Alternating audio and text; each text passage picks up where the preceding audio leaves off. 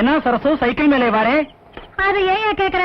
நேத்து ஒருத்த சைக்கிளை எடுத்துட்டு போனா, ஆளையே காணோம். அவனை தான் தேடிட்டு வரேன். ஆச்சா, கலெக்ஷன் எப்படி வட்டி தேறிச்சா? என் நிலைமையில நேர்லயே பாக்குறியே, ஒவ்வொருத்த பின்னாலே லோ லோ லோ அலைய வேண்டியதா இருக்கு. எப்படியா கலெக்ஷன் வரும்? எலெக்ஷன் வந்தா கலெக்ஷன் வரும். எங்க வருது? ஜெயிச்சவன் காசு கொடுக்காம போயிடுறான், தோத்தவன் சைக்கிளோட போயிடுறான். சரசு, கசம்சே சொல்றேன், ஊரு மேலே நம்ம வட்டி வாங்க போகும்போது நம்மளையும் கனெக்ட் பண்ணி கசமுசான்னு பேசிக்கிறாங்க. என்னையா பேசிக்கிறாங்க? நிம்மளுக்கு இந்த சைக்கிள் ஷாப் வைக்கிறதுக்கு பணம் கொடுத்தது காண்டான்னு பேசிக்கிறாங்க.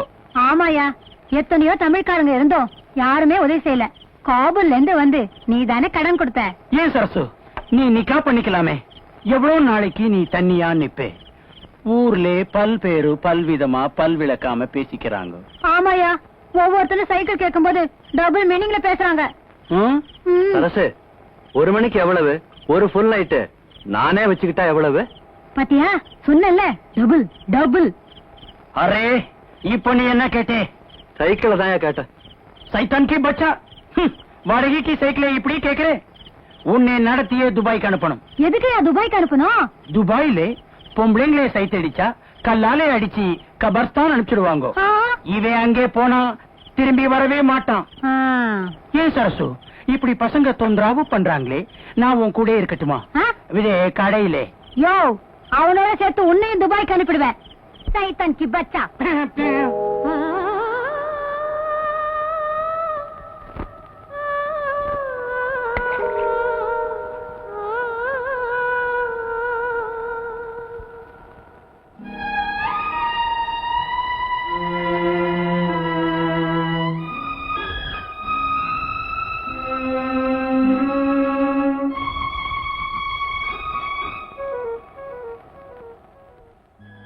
ஏண்டா, இப்படி அந்த இடத்த தூண்டில் போட்டுட்டு இருந்தா ஆக போறது ஒண்ணு இல்ல. இறந்த காலங்களும் இறந்த ஆளுங்களும் திரும்பி வர போறது இல்ல. சிவா, நீயுமா அவ இறந்து போயிட்டான்னு முடிவு வச்சுட்ட?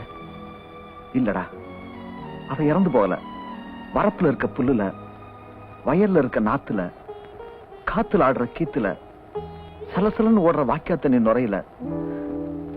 அவ வாழ்ந்துகிட்டு தான் இருக்கா. சரி, இப்படியே தனியா எத்தனை நாள் தான் உட்காந்துட்டு இருப்ப? நான் ஒண்ணும் தனியா இல்ல சிவா. அவகிட்ட பேசிக்கிட்டு சிரிச்சுக்கிட்டு சண்டை போட்டுக்கிட்டு.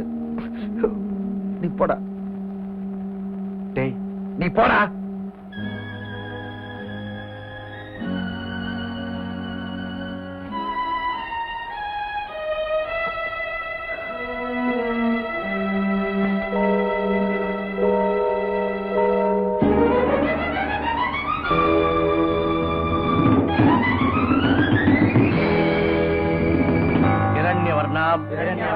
हरिणीं सुवर्ण रजतस्रजां चंद्रां हिरण्मयीं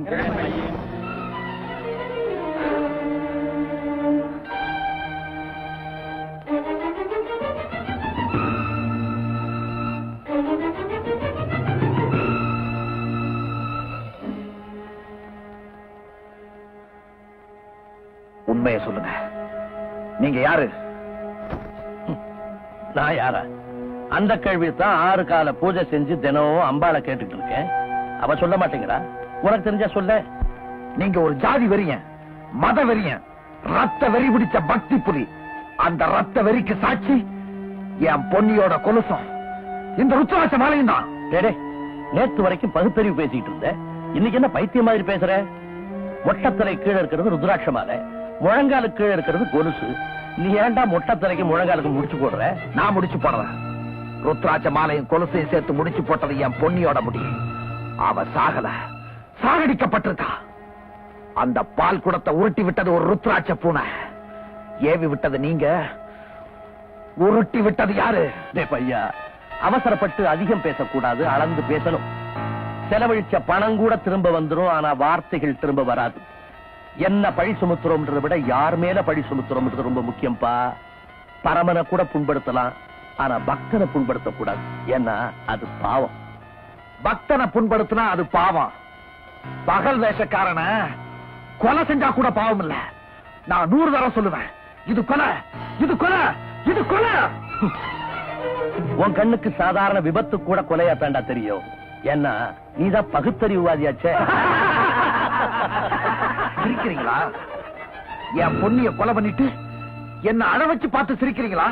உங்கள ஒருத்தர் தான் என் பொண்ணிய கொலை பண்ணி இருக்கணும். அதுக்கு சாட்சி இந்த ருத்ராட்சம். இந்த ஊர்ல ஒன்ன தவிர எல்லாரும் ருத்ராட்சம் போட்டிருக்கான். இந்த ருத்ராட்ச மாலை எங்கள்ல ஒருத்தருதுன்னு உன்னால நிரூபிக்க முடியுமா?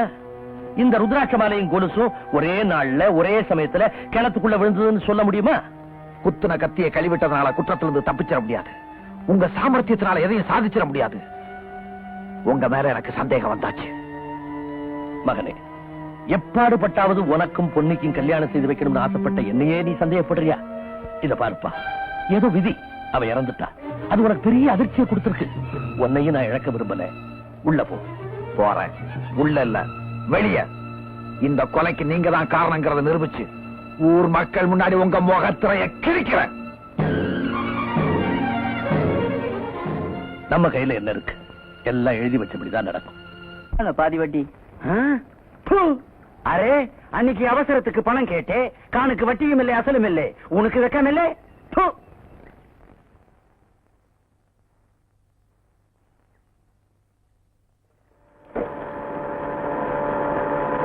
भैरवा भैरवा, अरे शैतान की बच्चा, निल्लो. कान अंगे वरा निल्लो. कान कंबो अंगे वर्द निल्लो. बच्ची कुछ वकील नाम वंडीले पोरे निल्लो. अरे கான் காட்டானா கத்தான், காதுக்குள்ள விழல. என்னாடி போட்டுதானே, அதான் காது கேட்கல. வட்டி கொடுக்க வக்கல்ல, புது வண்டியிலே போறேன். இது பஞ்சாயத்து போட வாங்கி கொடுத்ததையா? 6 காதுலே பூ சுத்துறே. 2 காதுல பூ சுத்த முடியும். எந்த பஞ்சாயத்திலே நாய் பிடிக்கிற ஆளுக்கு வண்டி வாங்கி கொடுக்குது? அட என்ன இது, காலையில எந்திரிச்சா நாய் மூத்திரம் முடிக்க வேண்டியதா இருக்கு, இல்லாட்ட ஓ மூத்திரம் முடிக்க வேண்டியதா இருக்கு. அரே, பட்டாணி கிட்டே கடன் கேட்கும் போது பல்லே காட்டுறே, வட்டி கேட்டா நாய் மாதிரி குலைக்கிறே. இந்த குலைக்கிறேன் கடிக்கிறோம்னு சொன்ன நாய் பிடிக்கிற மாதிரி ஒன்னையும் வேலை ஏத்துருவேன். இந்த பட்டாணி பார்த்து நாய் வேன்ல ஏத்துறேங்க. யாரா பட்டாணி? யாரா பட்டாணி? பட்டாணி மாதிரி தாடி ஓட்டிட்டு ஜனங்களை ஏமாத்தம் தெரியாதா? நீ எப்பயா பார்த்த? நீ குளிக்கும் போது பார்த்தேன். இதுக்காகவே மாசத்துக்கு ஒரு தடவை தான் நான் குளிக்கிறேன். நீ வருஷத்துல ஒரு தடவை குளிச்சாலும் சரி, இனிமே வட்டி கேப்பியா? நான் போட்டுமா? ஆமா, உன் திருட்டு பேர் என்ன? காபூல் உத்பால்டட் உட் காஃபர் பச்சுகோ கான். போயிட்டியா? அரே விநாயகா, இதோ என் முன்னால நிக்கிற இந்த சிவாவை நான் மனசார நேசிக்கிறேன். அவரே என் கணவரா வரணும்னு நான் ஆசைப்படுறேன். என் விருப்பம் எந்த தடையும் இல்லாம நிறைவேற நீதான் துணையா இருக்கணும்.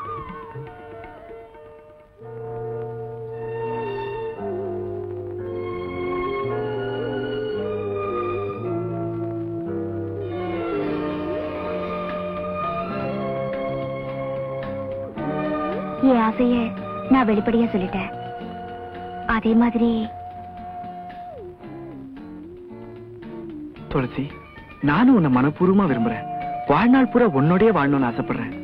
ஆனா உன்னை கல்யாணம் செய்துக்க நினைக்கிறது என் தகுதிக்கு மீறின ஆசையோன்னு அறிவு அணை போட்டு தடுக்குது.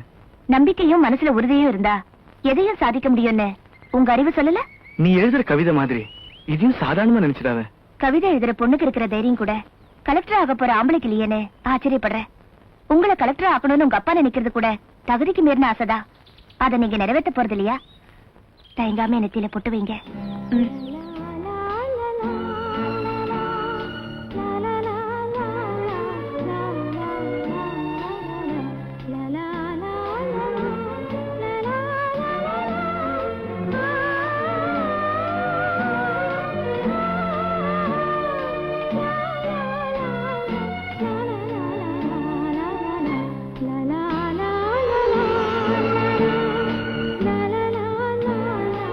பொட்டு வச்சிட்டேன்.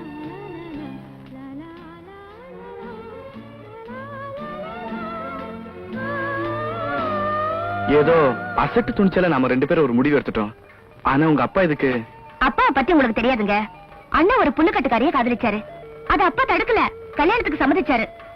ஆனா அந்த பொண்ணுக்கு தான் அண்ணனோட வாழை கொடுத்து வைக்கல, விபத்துல இருந்துட்டா. நீ இப்படி சொல்ற, ஆனா உங்க அண்ணன் என்ன சொல்ற தெரியுமா? என்ன? பொன்னியோட சாவுக்கு உங்க அப்பா தான் காரணம்னு சொல்றான். நான் அதை நம்பல.